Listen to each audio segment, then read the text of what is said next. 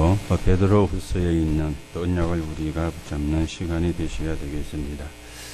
베드로가 흩어져 있는 기독 신자들에게 첫 번째 보낸 편지를 베드로전서라 그랬고, 두 번째 보낸 편지를 보고 베드로후서라 그렇게 이야기를 지금 하고 있습니다. 지금 베드로가 편지를 보낼 때에는 기독 신자들이 많은 핍박을 받고 있는 그런 상황들이었거든요. 그래서 많은 지역에 흩어진 자로 있는 그런 상태에 그 사람들에게 신앙을 도와주는, 믿음 생활을 도와주는, 그러면서 구원에 대해서, 전도에 대해서, 그리고 그들을 넘어뜨릴 수 있는 많은 이단들의 그 유혹에 대한 것을 이길 수 있도록 힘을 주는 그런 메시지가 되어지겠습니다. 오늘 우리가 베드로후서 1장 1절에서 11절의 말씀을 읽었는데요. 우리가 4절에 보니까 보배롭고 지극히 큰 약속, 그렇게 말씀이 나왔습니다. 오늘 베드로가 흩어져 있는 신자들에게 편지를 보내면서 너희가 어떤 사람들이냐, 보배롭고 지극히 큰 약속을 받은 사람들이라 그렇게 이야기를 합니다. 그런데 그 사람들만 그런 사람들이 아니고 이 편지를 쓰는 베드로 자신도 그 축복 속에 있는 사람임을 1절에 말씀을 하고 있죠.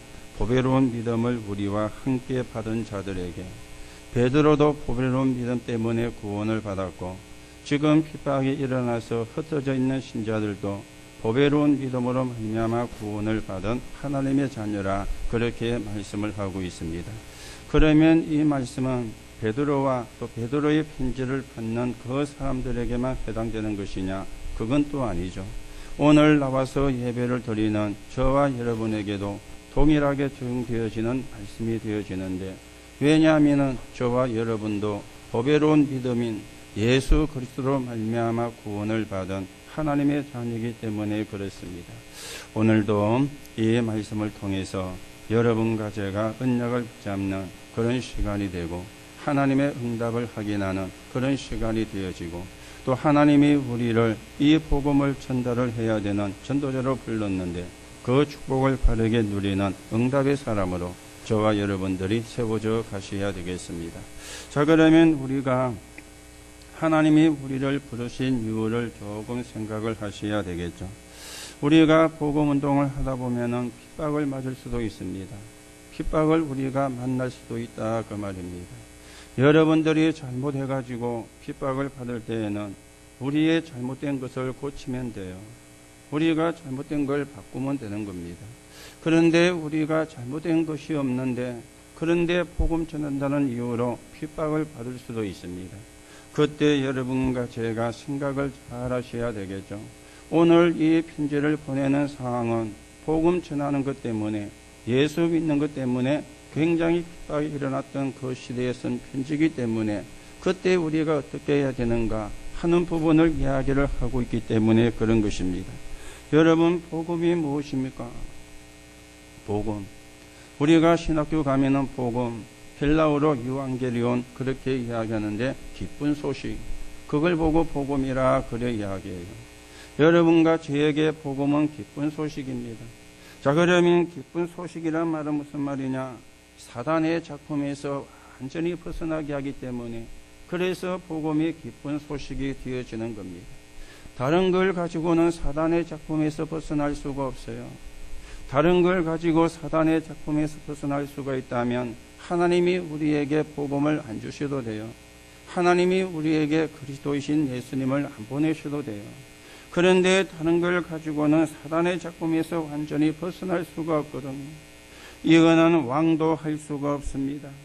그리고 장군이나 교수도 이런 일을 할 수가 없습니다. 어떤 경제인이 일어난다 할지라도 사단의 작품에서 벗어날 수가 사실은 없는 것입니다. 지금도 사단은 눈에 안 보이게, 여러분이 믿으시든지 안 믿으시든지 간에 12가지 문제를 가지고, 이 12가지 사단의 문화를 가지고 사람을 완전히 착각을 했습니다. 여러분들이 그게 보이면은, 그래 우리가 구원받은 게 기적이고 전도를 해야 되는 것이구나 하는 이유가 나오게 되어지고요. 도대체 그 말이 무슨 말이냐? 아니, 사람이 배가 불러야지, 먹을 게 있어야지, 그게 이제 의식주라는 것인데 이것만 여러분의 생각을 하고 살게 되어지면은 여러분들은 영적인 눈이 안 열린 그런 상태의 사람이 되어지거든. 지금도 여러분이 믿든 안 믿든 여러분의 눈에 보이든 안 보이든 이 사단은 12가지 문제로 12가지 사단의 문화를 가지고 지금 인간을 완전히 장악을 한 것입니다. 이걸 해결하는 길이 복음이요. 그래서 하나님이 복음을 주신 것입니다. 자, 그런데 복음이 전파되면은 안 되잖아요. 그러니 사단이 막는 것입니다. 그래서 핍박이 우리에게 오기도 하고 올 수도 있다 하는 말입니다. 여러분들이 복음을 전가하는 것 때문에 핍박을 혹시 받는 분이 계시다면은 여러분이 그렇게 생각을 하세요. 어떤 생각을 하셔야 되느냐? 내가 진짜구나. 그렇죠? 여러분이 복음 전할 사람이 아니면 사단이 핍박을 줄 이유가 없습니다. 여러분이 복음이 없는 사람이라면 사단이 핍박을 줄 이유가 없습니다. 혹 여러분에게 핍박이 왔다면 복음 전하는 것 때문에 그러면 내가 진짜냐 가짜냐 이게 이제 구분이 되어지는 거예요. 내가 복음을 가지고 있느냐 없느냐 이게 이제 구분이 되어지는 것입니다. 그렇죠? 내가 복음을 위한 것인지 복음을 위한 것이 아닌지 이때 이제 구분이 되어지는 겁니다. 그래서 복음을 모르면 사단이 갖고 노는 거예요. 복음을 모르면 나도 모르게 사단의 심부름을 하는 거예요. 그래서 우리가 핍박이 왔을 때 생각을 사실은 잘 하셔야 되는 것입니다. 내가 이 복음 때문에 핍박을 받느냐 아니면 다른 것 때문에 내가 핍박을 받느냐. 다른 것 때문에 핍박을 받는다면 빨리 우리가 고치면 됩니다. 그런데 복음 때문에 핍박을 받는다면 여러분이 하나님께 감사할 수 있는 그런 사람이 되어져야 되는 거죠. 왜냐하면 복음 가진 사람의 사단은 막거든요. 막을 수 없는데 막는 겁니다. 막히지도 않는데 막는 겁니다. 절대로 사단이 복음을 막을 수가 없다는 사실을 알아요. 그런데도 막거든요. 왜냐하면 그만두게 하려고, 포기하게 만들려고, 그래서 복음 운동을 하지 못하게 하려고, 그렇게 하기 위해서 가장 쉬운 게 핍박이 되어지는 것입니다. 이게 핍박인 거지. 그리고 하나님이 여러분과 저를 부르신 이유가 뭡니까? 교회를 회복하기 위해서 하나님이 우리를 부른 것입니다. 그리스도 알고 복음 바르게 알면은 다 끝나는 것입니다. 그래서 내게 복음이 아닌 것이 있다면은 그것만 우리가 고치면 되어져요. 여러분이 혹시 핍박이 오거나 어려움이 올 때 나라는 것을 없애버리면 사실은 모든 게 끝나는 것입니다. 우리가 TV나 영화나 이런 걸 보면은요, 그 내용 속에 사람이 임종을 하는 그런 부분들이 나오게 되잖아요. 사람들이 죽을 때 다 돼가면요, 자기가 그동안 지고 있었던 거 싹 다 놓습니다. 거의가요. 물론 그 중에 진짜 지독히 악한 사람은 그 죽을 때에도 이를 바둑바둑 깔고 죽는 사람도 있는다고 합디다마는 그런 게 드라마나 영화 속에 나오잖아요. 그런데 그런 사람은 진짜 극소수고 거의가요 임종할 때는 다 놓습니다. 다 내려놓습니다. 좋은 것이든 안 좋은 것이든 전부 다 내려놓습니다. 왜냐하면은 가지고 갈 수 없다는 걸 알거든요. 그런데 살아있을 때는 그걸 안 놓아요. 그걸 뻘건 쥐고는 그걸 안 놓으려고. 그래서 아둥바둥 하는 게 아닙니다. 몸부림을 치는 겁니다. 그걸 안 놓으려고. 여러분, 핍박이 오거나 어려움이 올 때에 나라는 것을 사실은 없애버리면 돼요. 그렇죠? 내가 섭섭하고 내가 억울하고 내가 안 되고 내가 힘이 없고 그리고 내가 하기 싫고 전부 다 그게 나거든요. 결국은 그게 창세기 3장이잖아요. 네가 이것을 먹으면 하나님처럼 될까봐 그런다. 이게 사단이 아담과 하와를 넘어뜨린 아주 공격의 포인트였거든요. 네가 하나님처럼 될까봐. 이게 사단의 공격의 내용이었어요. 지금도 사단은 이걸 가지고 공격하거든요. 네 중심. 그래서 참 나라는 것이 안 내려놓아지게 됩니다. 왜요? 살아있기 때문에. 성경은 우리 보고 나는 죽고 내 안에 그리스도가 살아계셔야 된다고 말씀하는데, 내 안에 그리스도는 별로 힘이 없고 내가 살아가지고, 그렇죠? 여러분 한 사람 한 사람이 나는 죽고 내 안에 그리스도가, 그래야 우리가 하나가 되고요. 그래야 원내스가 되어지고요. 그래야 성령의 역사는 분위기가 되어지고요. 그래야 교회가 회복되는 응답도 일어나게 되어지는데, 이것 때문에 우리가 우리를 하나님이 부른 것입니다. 왜 하나님이 우리를 불렀는가?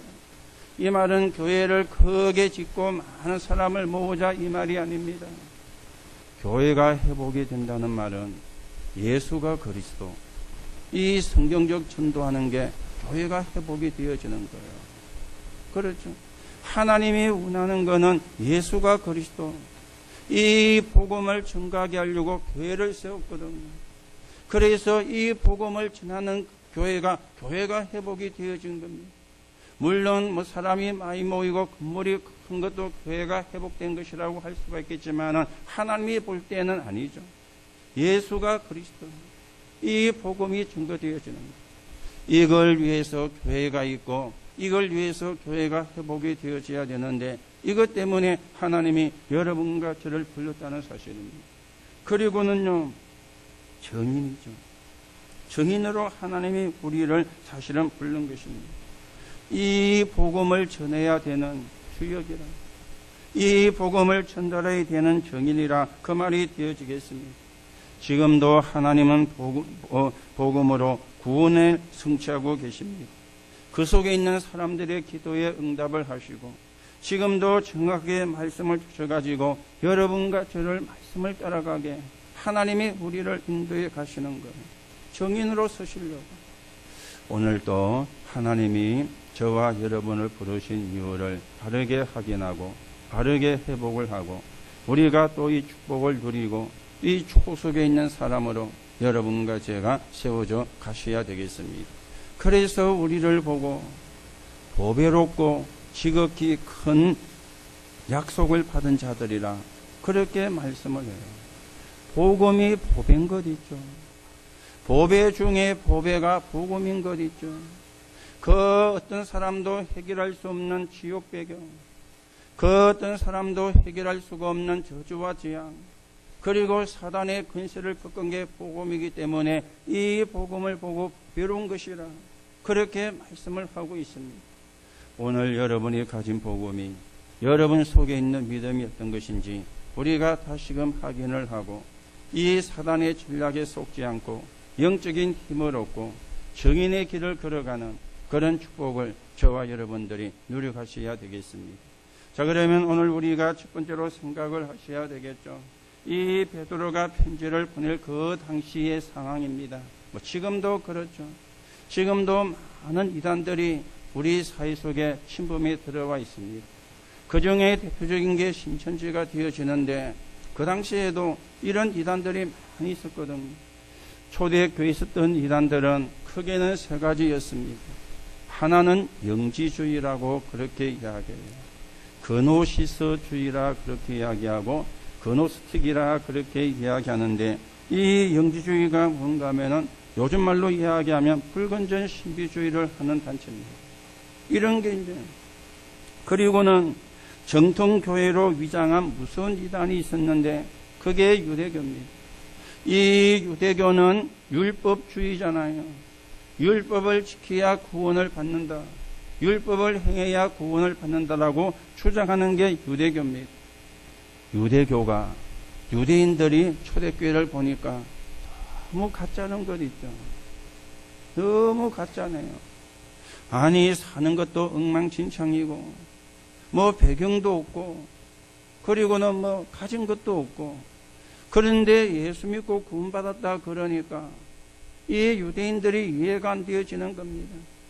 우리가 행위를 가지고 구원을 받는데 착한 행위, 그게 이제 율법에서 이야기를 하는 것이거든요.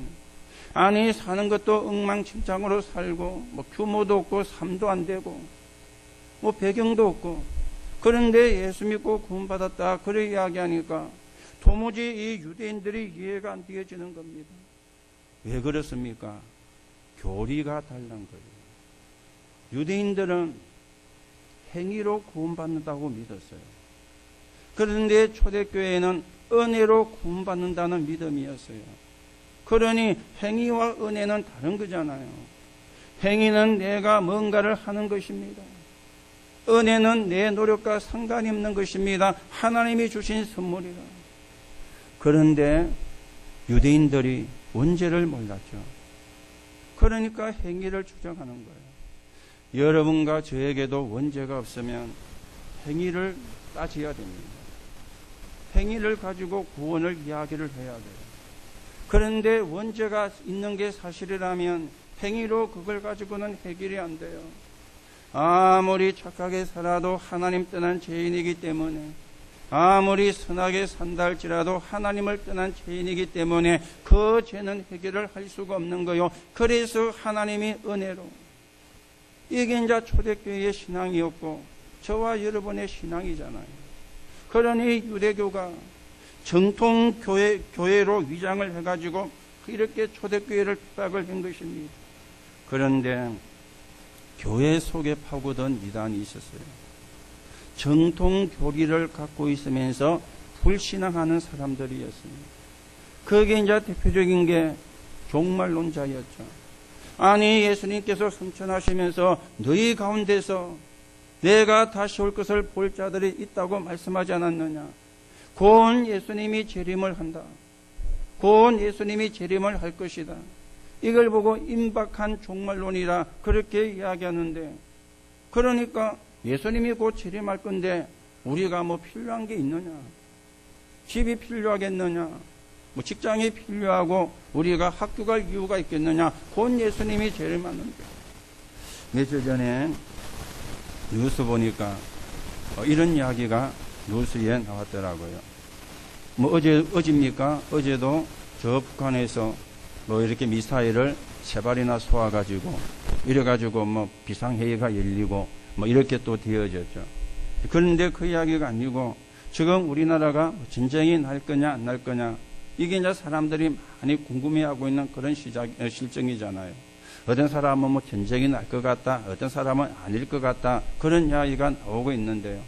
전쟁은 하나님의 손에 있기 때문에 여러분이 걱정하지 마시고요. 지금 그 이야기를 하려고 하는 게 아니고, 만약에 전쟁이 나면은 은행에 적으면은 적금이 어떻게 되느냐, 이게 이제 누가 이야기를 한 거예요. 만약에 전쟁이 나면은 옛날처럼 뭐 6.25 때처럼 확 밀려 내려와가지고 뭐 또 밀고 올라가고 그런 지금 전쟁이 아니잖아요. 뭐 동시다발적으로 전쟁이 이제 뭐 미사일 날라고 터지는데 서로 간에 은행에 적으면은 적금이 어떻게 되느냐, 어떻게 될 것 같아요? 저도 잘 모르겠습니다. 그래죠. 이게 이제 올라왔더라고요. 그래가지고 사람들이 뭐 갑론을박을 하고 있는데 정답이 없죠. 그때 돼봐야 하는 거니까. 뭐 사람들이 굉장히 사실은 궁금한 그런 부분들인데, 지금 초대교회가 임박한 종말로 예수님이 곧 재림할 거니까 직장 갈 필요도 없다, 학교를 갈 필요도 없다. 우리 렘넌트들은 학교 안 가도 된다 그러면 너무 기뻐해가지고 할렐루야 할 건데, 안 그럴 수도 있겠습니다만 공부를 별로 안 좋아하잖아요. 여러분과 저도 별로 공부를 안 좋아했잖아요. 그렇죠? 공부 좋아하는 분 계십니까? 별로 없지요. 우리 렘넌트도 이거는 무시하는 게 아니라 뭐 인간이 가진 속성이 그래요. 별로 안 힘드는 건 안 좋아하거든. 이 세 가지가 그 당시 초대교회를 힘들게 만드는 이단이었습니다. 그 중에 제일로 영향을 준 게 영지주의였어요. 영지주의가 제일로 영향을 준 것입니다. 그러면 영지주의는 뭡니까? 몇 가지를 요약을 해서 이야기를 할 수가 있습니다. 그 중에 하나가 금욕주의를 주장했어요. 금욕주의. 왜 금욕주의를 주장했느냐? 영은 선하고 육은 악한 것이다. 그러기 때문에 금욕을 해야 된다. 이 인자 금욕주의가, 이 영지주의가 주장하는 그런 부분이었어요. 그런데다가 조금 철학적인 그런 거였거든요. 철학을 여러분 아시죠? 그리스에서 발전되어진 철학인데, 이 철학은 정신적인 부분을 굉장히 높이는 게 철학적인 사고가 가지고 있는 내용들입니다. 이게 이제 같이 포함이 돼가지고 금욕주의다. 영은 선하고 육은 악하기 때문에 금욕주의. 이걸 굉장히 사실은 강조를 한 겁니다. 그러면서 신비적 은사를 강조를 했어요. 우리가 기도하다가 은사를 받아야 된다. 지금도 불건전 신비주의 하는 사람은 거기서 못 빠져나오잖아요. 그 은사 가운데 가장 첫 번째가 방언이거든요. 여러분 가운데 방언이 무슨 말이지 못 알아듣는 사람도 있을 겁니다. 우리나라 말이 아니고 다른 나라 말을 하는데 내가 한 번도 배운 적이 없는데 하는 다른 나라 말을 보고 방언이라 그래요.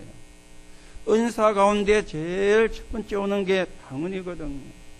한때는 순복음 교단에서 방언을 못하면 집사직도 안 줬습니다. 방언도 못하는 게 무슨 집사를 하냐고. 그 정도로 은사를 중요하게 하는 단체가 순복음 교단인데 지금도 그러는지는 모르겠습니다만 방언은 은사 중에 하나거든요.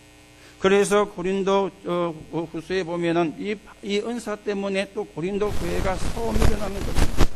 네가 받은 은사가 크냐 내가 받은 은사가 크냐. 한 복음 모르면 엉뚱한 데 시간을 다 보내는 거예요. 하나님이 우리에게 은사를 왜 주십니까? 복음 전하는 데 쓰라고. 그게 은사를 주는 이유입니다. 네가 받은 게 높고 내가 받은 게 높냐 그걸 따지려고 준 게 아니에요. 우리가 복음 모르면은요 엉뚱한 데 시간을 다 보내는데 이 영지주의가 은사, 신비 은사를 강조를 한 겁니다. 그리고는 예수님의 인성을 부인했어요. 왜요? 육은 악한 거니까. 영은 선한 거니까. 이해가 되시죠? 그러니 예수님의 인성을 부인을 한 것입니다.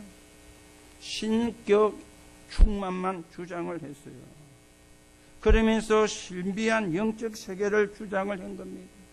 뭔가 우리가 신비한 영적인 세계를 체험을 해야 된다. 그래야 우리가 구원을 받는다.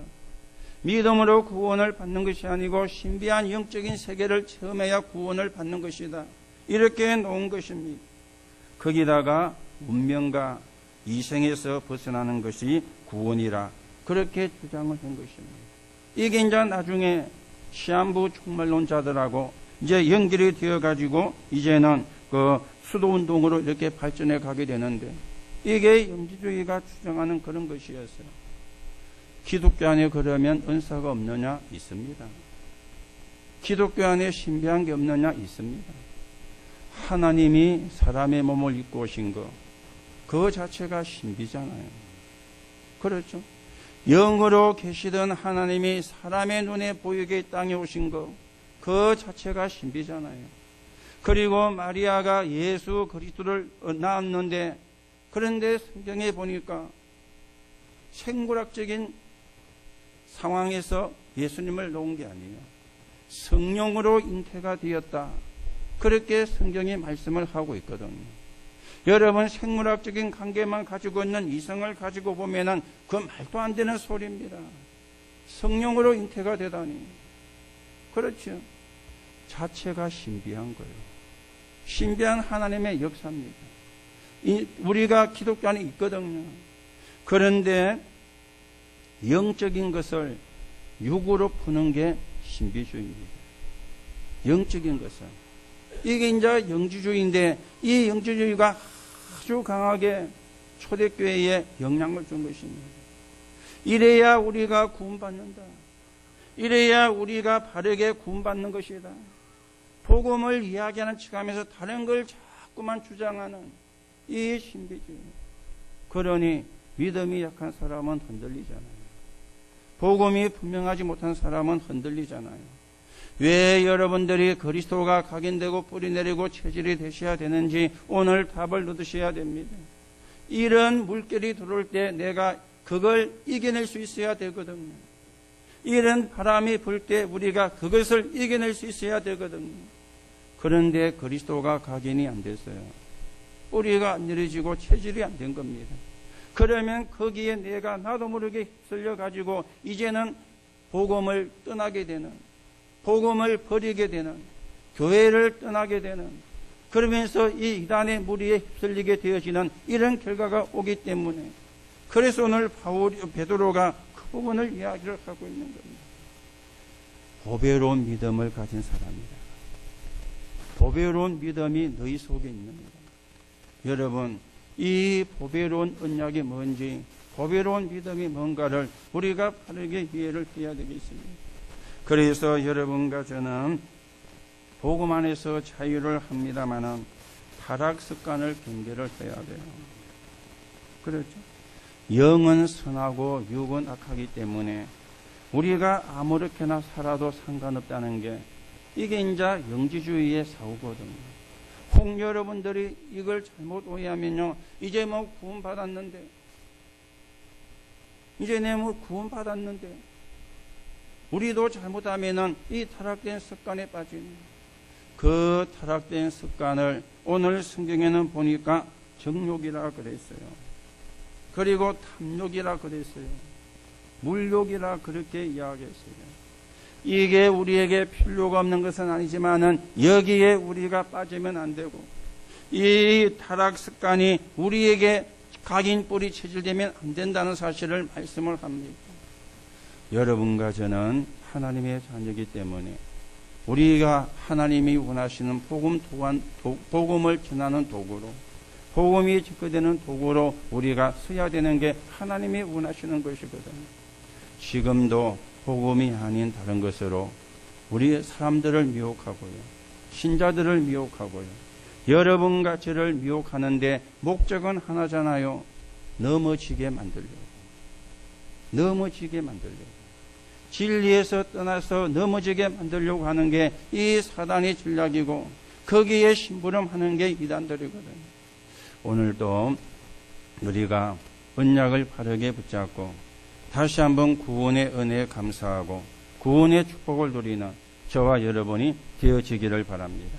자, 그러면 두 번째로 오늘 성경에 우리에게 그 부분에 대해서 아주 자세하게 설명을 해주고 있습니다. 오늘 우리를 보고 뭐라 그랬죠? 보배롭고 지극히 큰 약속을 받은 사람이다. 여러분과 저의 신분을 이야기하고 여러분과 저의 배경을 이야기를 하고 있습니다. 그 가운데 1절에 4절에 보니까 우리는 누굽니까? 하나님의 약속을 받은 자들이에요.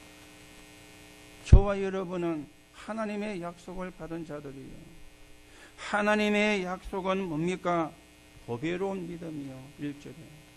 그 보배로운 믿음의 핵이 예수 그리스도잖아요. 그렇죠? 예수 그리스도가 보배로운 믿음이 되는 것입니다. 그래서 3절에 보니까 그의 심기한 능력으로 생명과 경건에 속한 모든 것을 우리에게 주셨으니 그랬습니다. 우리에게 모든 걸 주셨다. 우리는 모든 걸 가지고 있는 자다, 그 말입니다. 신분이 바뀌었어요. 권세가 주어졌어요. 배경이 달라진 것입니다. 여러분과 저의 신분이 하나님의 자녀입니다. 여러분과 저의 권세가 가는 데마다 하나님의 나라가 이루어지는 겁니다. 여러분과 저의 배경이 이 땅에 사는 동안에 보좌의 축복을 누리고 이 땅을 떠날 때 천국에 가는 배경으로 우리의 배경이 바뀌어졌는데 이걸 보고 받은 것이라고 이야기를 하지 않습니다. 이걸 우리가 받은 사람이거든요. 그러면서 4절에 보니까 이로써 그 보배롭고 지극히 큰 약속을 우리에게 주사. 그렇죠. 보배롭고 지극히 큰 약속을 우리에게 주셨는데 왜 주셨습니까? 정욕 때문에 세상에서 썩어질 것을 피하여 신성한 성품에 참여하는 자가 되게 하시려고, 하나님의 축복을 받는 사람으로 세우시려고 하나님이 우리에게 보배롭고 지극히 큰 약속을 주셨다. 오늘 여러분이 다시 한번 여러분이 누군지를 확인하시고 여러분들이 어떤 축복을 받은 사람인지 확인하시고 이 축복을 여러분이 바르게 회복하시고 누려가게 되기를 예수님의 이름으로 축복합니다. 하나님이 그래서 우리에게 복음을 주신 거예요. 그걸 보고 구원이라 그렇게 이야기를 하는 것이죠. 자, 그렇다면 우리가 두 번째는 뭡니까? 5절에서 7절입니다. 그러므로의 신앙을 가져야 돼요. 5절에 나왔죠. 그러므로 보배롭고 지극히 큰 약속을 받은 자이기 때문에 너희가 하나님의 자녀고 너희가 하나님의 백성이기 때문에 그러므로 어떤 그러므로를 이야기를 하고 있습니까? 5절에요. 너희가 더욱 힘써 너희 믿음 이렇게 나왔죠. 믿음입니다. 여러분 내 기준으로 잘할 수 있다 그렇게 생각을 하는데요. 아닙니다. 우리가 믿음을 가져야 돼요.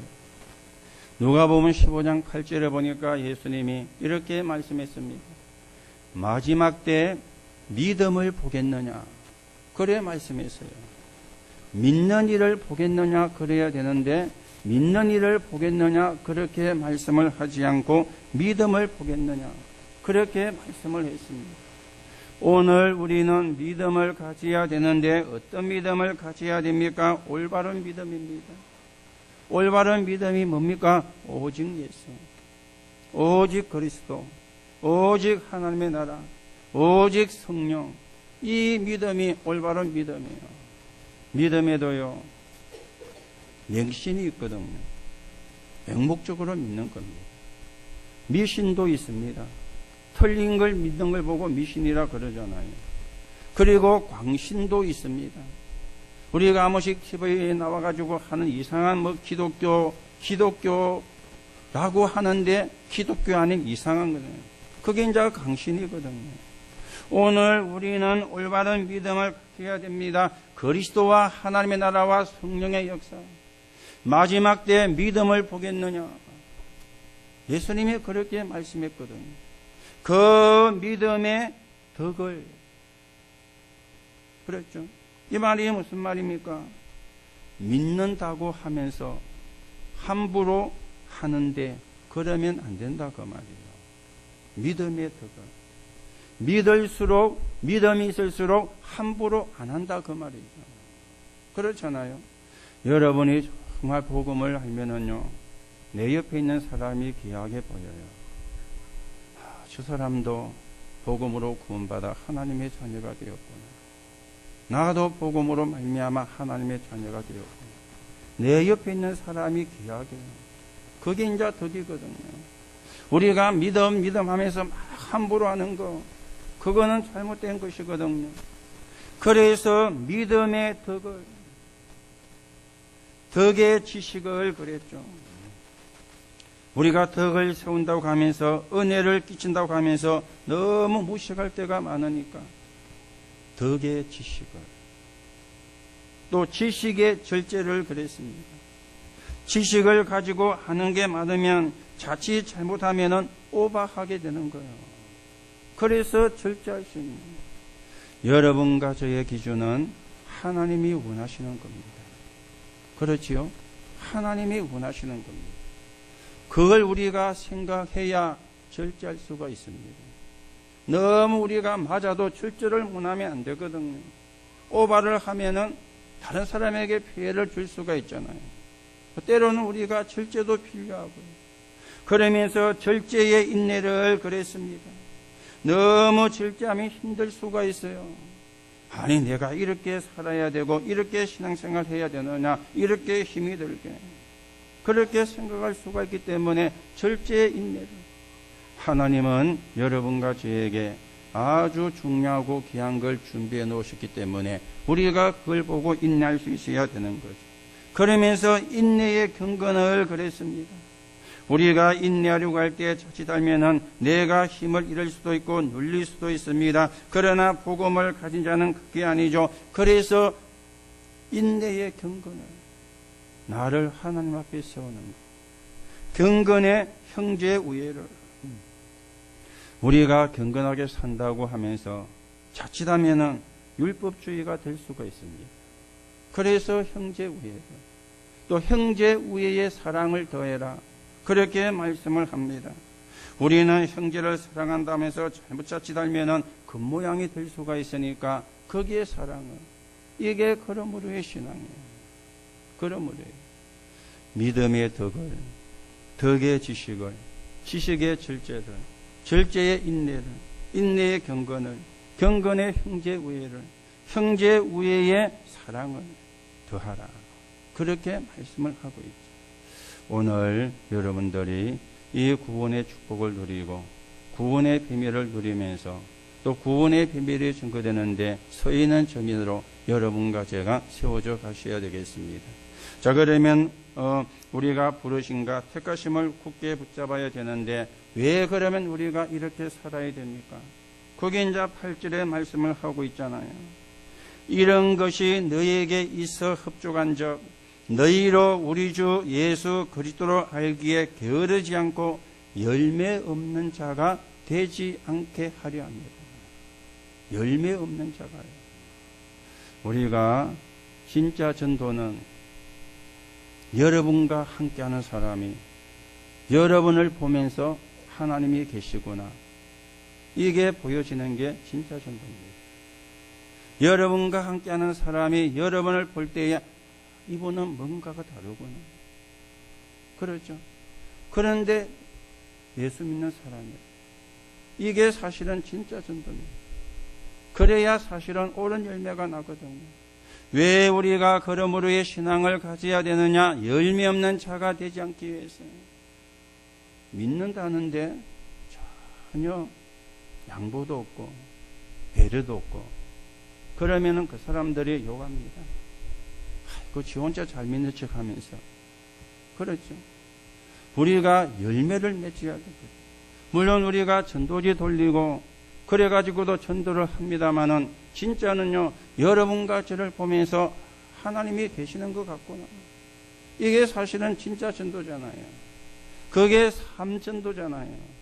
그래서 우리가 열매를 맺는, 그 사람이 믿고 안 믿고는 내가 어떻게 할 수가 없습니다. 그러나 나를 쳐다보면서 하나님이 계시는 것 같구나. 그렇죠. 나도 예수 믿어야 되겠구나. 이게 삶전도고 열매거든요. 이런 열매를. 그러면서 왜 우리가 이렇게 돼야 됩니까?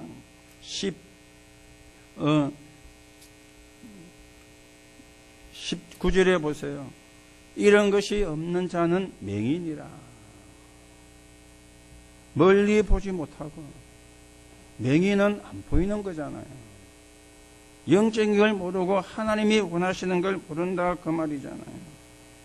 그러면서 더 중요한 이유를 10절 11절에 이야기했습니다. 그러므로 형제들아 더욱 힘써 너희 부르심과 택하심을 굳게 하라. 너희가 이것을 행한 적 언제든지 실족하지 아니하리라.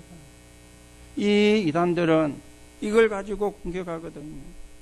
야, 이거 구원받은 게 영적인 거 모르잖아요. 은혜로 구원받은 거 모르잖아요. 예수 그리스도로 말미암아 구원받은 거 모르잖아요. 그러니까 그걸 가지고 가는데 그것 때문에 우리가 사실은 실족하고. 그래서 여러분들이 예배를 드리는데 예배를 드리는 이유를 아셔야 됩니다. 여러분이 말씀을 받고 말씀을 듣는데 이유를 아셔야 돼요. 여러분이 예배를 드리면서 말씀을 받으면서 그 말씀 속에서 여러분이 맞구나. 그리고 여러분이 소리내서 하시든지 속으로 하시든지 아멘하는 그 시간에 성령이 역사합니다. 그때요 흑암이 무너지고 그때 치유가 되어지는 것입니다. 이게 우리가 말씀을 받는 이유예요. 우리는 말씀을 가지고 맞다 안 맞다를 하기 위해서 말씀을 받는 게 아닙니다. 그러면 율법주의가 되는 겁니다. 내가 말씀을 받으면서 맞구나. 그리고 여러분이 아멘 소리 크게 안 해도 돼요. 속으로 아멘. 그때 성령의 역사예요. 그리고 그때 흑암이 무너져요. 그때 치유가 되어집니다. 이게 우리가 말씀을 받는 이유고, 이게 말씀을 우리가 듣는 이유고, 이게 예배하는 이유가 되어지거든요. 이걸 놓치면은요, 진짜 큰일 납니다. 이걸 우리가 예사롭게 생각하면 진짜 큰일 납니다. 그렇죠? 하나님의 말씀은 살아있기 때문에 오늘 또 보배로운 믿음, 복음으로 말미암아 구원을 받았는데 여러분과 제가 이 축복을 누리고 이 응답을 바르게 누리는 그런 언약의 사람으로 세워져 가셔야 되겠습니다. 자, 그러면 세 번째로 이제 이런 답이 한 개 나오게 되죠. 구원의 내용과 확신이 분명해야 되겠구나. 내가 구원의 내용과 그리고 구원에 대한 확신이 분명해야 되겠구나. 이게 이제 나와지게 되는 겁니다. 내가 구원의 내용을 모르고 구원의 확신이 없으면 이런 이단들의 소리에 흔들리니까 넘어지게 되니까 구원의 내용과 확신이 있어야 되겠구나. 그러면은 구원을 얻지 못한 게 어떤 것입니까? 구원을 얻지 못한 게 성경은 죽은 상태라 그래요. 죄와 허물로 죽었다.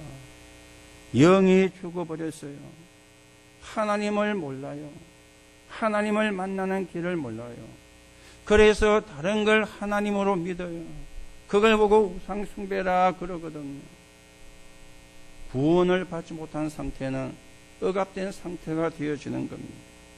영적인 상태는 사도행전 10장 38절에 마귀에게 눌린 자를 고치셔서니 마귀에게 눌려 있어요. 이 말은 시달린다 그 말이잖아요. 그리고는 마음의 상태는 마태복음 12장 25절에서 45절에 보니까 늘 분쟁이에요. 늘 분쟁이에요. 그렇죠. 늘 분쟁이에요. 여러분, 하나님이 주인 되면은 분쟁이 잘 안 납니다. 그런데 내가 주인 되면은 늘 분쟁이 나는 거랬죠. 늘 분쟁. 어제도 핵심을 갔다 와서 점심을 먹고는 제가 이제 교회로 오면서 그 이야기를 했습니다. 오늘 저녁에는 수제비를 끓여갖고 먹으면 어떻겠냐. 그랬더니 좋다고 했어요. 그래서 이제 저녁에 수제비를 끓였는데 수제비를 끓여왔는데 풀을 썩어 왔어요. 가장하면은. 제가 대뜸 하는 말이 반죽이 질었네. 그러니까 질었다는 거예요. 수제비는 반죽이 질면은 이게 얄핀얄핀하게 안 떨어지잖아요. 원래는 반죽을 되게 해가지고 물 묻혀가면서 쫙쫙 빚어야 이 납작납작하게 찔려 나오는데 이게 질어 놓으니까 때가 있었는데 덩어리라. 그러니까 내가 국물이 없고요. 막 버거하게 돼갖고 막 풀갖고요. 먹으면서 그래갖고 좀 먹다 건더기는 건져 먹고 이제 안 먹었거든요. 그러니까 눈치를 보니까 이제 좀 더 기분이 나빠. 더 이상 하면은 가정의 평화가 깨어질 것 같아가지고 중단을 하고 이제 수제비를 먹었습니다. 여러분, 하나님이 주인이 안 되면 늘 분쟁이 일어납니다. 내 중심이 되면은 늘 분쟁이에요. 모든 게 내 마음에 드는 게 없잖아요. 드는 것도 있지만 안 좋은 게 더 많잖아요. 그렇죠. 그러면서 육신의 상태는 사도행전 8장 48절에 보니까 질병 속의 고통. 그리고 누가복음 16장 13절 보면 내세 문제가 어디 갑니까? 지옥 가요. 이게 이제 억압된 상태고 죽은 상태다. 그러면 구원은 무엇입니까? 에베소장 1절에서 6절에 잘 말씀하고 있죠. 과거 문제가 해결입니다. 죄와 허물로 죽었던 너희를 살리셨구나. 원죄와 자본죄와 조상의 죄가 해결되어진 거예요. 현재 문제가 해결되어지는 겁니다. 에베소장 2절에 이 세상 풍습을 안 따라도 되는 거예요.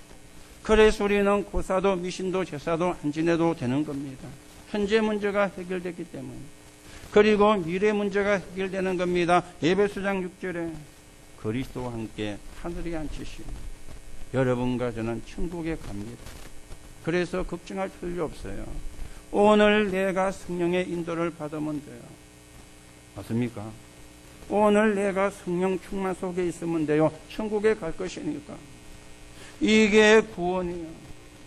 그렇다면 여러분과 제가 구원의 확신을 가지고 있어야 돼요.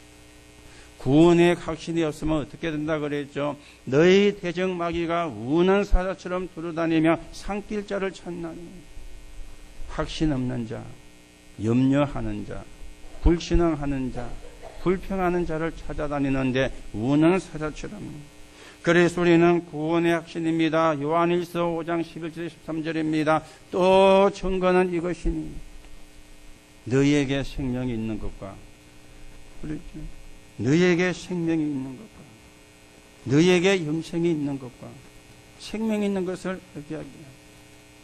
우리 안에 영생이 있고 우리 안에 생명이 있는데 그 생명이 예수 그리스도.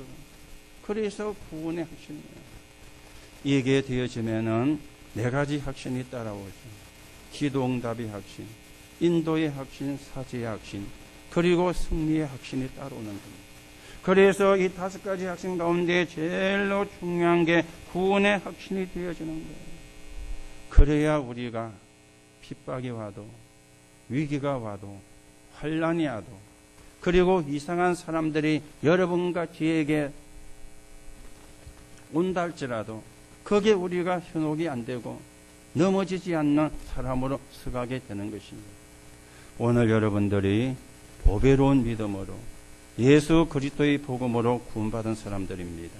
그래서 하나님의 자녀가 되어진 사람들입니다. 오늘도 여러분들이 하나님의 자녀가 되심에 감사하시고요. 오늘도 여러분에게 주시려고 하시는 하나님의 축복이 여러분의 것이 되어지는 하나님의 응답이 있기를 예수님의 이름으로 축복합니다. 결론으로 말씀을 드립니다. 그래서 여러분 이렇게 기도하세요. 나는 하나님의 자녀입니다. 나는 하나님의 백성입니다. 왜요? 성령이 내 안에 들어가 계시기 때문에. 나는 하나님의 종입니다.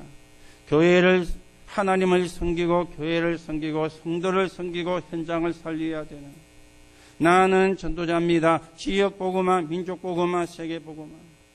나는 증인입니다.